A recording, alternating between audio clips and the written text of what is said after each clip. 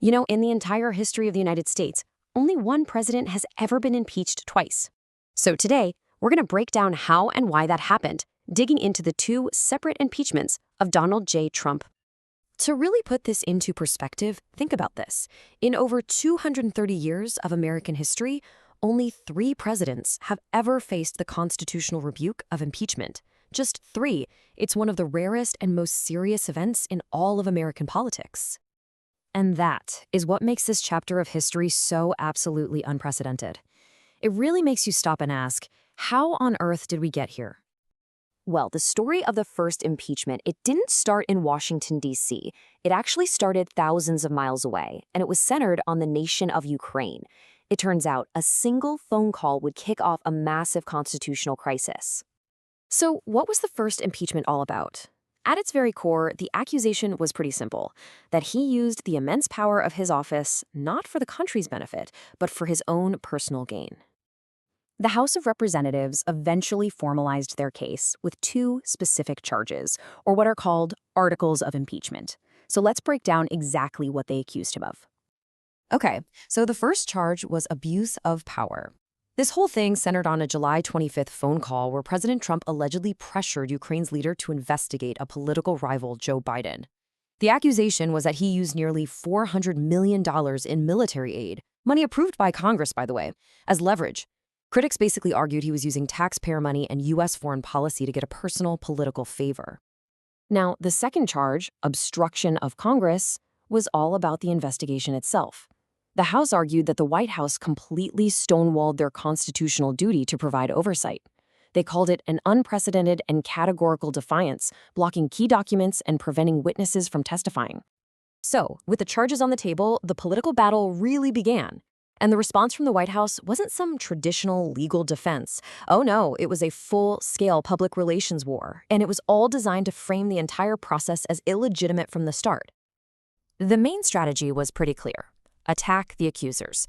The president didn't just deny the charges. He immediately painted the whole thing as a partisan attack by the radical left. It was a tactic aimed squarely at firing up his base and discrediting the process itself. And what's really fascinating here is the sheer contrast. On the exact night that the House of Representatives was voting to impeach him, President Trump wasn't holed up in the White House. He was on stage in front of thousands of people at a rally, projecting this image of total strength and, frankly, nonchalance. This whole battle was really fought with words, and the language was powerful and very deliberate. We heard terms like witch hunt and coup over and over again to delegitimize the inquiry. That controversial phone call, he defended it as perfect. And this whole rhetorical strategy really came to a head in a fiery 6-page letter he sent to Speaker Pelosi, making his defiance crystal clear to everyone. Meanwhile, the rest of the world was watching all of this very, very closely. This headline from the German magazine Der Spiegel really captures a common international perspective at the time, one of pretty deep concern about the state of American democratic institutions. At the end of the day, impeachment is a 2-step process. After the House impeached him, the trial moved over to the Senate, and on February 5, 2020, the Republican-controlled Senate voted to acquit President Trump almost entirely along party lines. So, for the first impeachment, the story ended right there. He remained in office. But of course, that wasn't the end of the story. Less than a year later, in the final chaotic days of his presidency, a second impeachment would unfold. And this time, it was centered on an event that truly shook the nation to its core, the attack on the U.S. Capitol. The second time around was different. There was just one article of impeachment, but the charge was one of the most serious a president could possibly face: incitement of insurrection. The central claim was that the president's own words and his actions directly provoked the violent attack on the seat of American democracy. The case against him was really built on a pattern of rhetoric. Prosecutors pointed to months of him making false claims about a stolen election, which all culminated in a speech on January 6th where he told his supporters to fight like hell. Democrats argued this directly encouraged imminent lawless action. The House agreed, and for a second time they voted to impeach. But the trial happened after he'd already left office, and once again, the Senate acquitted him.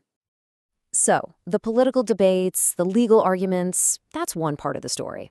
But we can't forget that the events of that day had a very real and very tragic human cost. During the attack on the Capitol, or in the immediate aftermath, 5 people lost their lives. Here are the official findings for those who died. Ashley Babbitt was fatally shot by police inside the Capitol building. 3 others died from medical emergencies during the riot, and Capitol Police Officer Brian Sicknick, who confronted rioters, died the very next day. While the medical examiner determined his death was from natural causes, 2 strokes, they also noted that, quote, all that transpired played a role in his condition. And the toll of that day, it didn't end there. In the weeks and months that followed, the trauma continued to affect the law enforcement officers who defended the Capitol. 4 of them died by suicide. Their names were Howard Liebengood, Jeffrey Smith, Gunther Hashida, and Kyle DeFredag. Their deaths are just a tragic reminder of the lasting, devastating impact of that day on the people who were there. So when you pull back from all the individual events and you look at the big picture, what does it all mean? Well, we're left with a presidency marked by actions and consequences that are truly without precedent in all of American history. This table really puts the 2 events side by side, and you can see a clear escalation. The first impeachment was about foreign policy, about pressuring an ally. The second? That was about a direct challenge to a domestic democratic process. So the charges and the contexts were totally different. But the final verdict from the Senate? Exactly the same. Acquittal.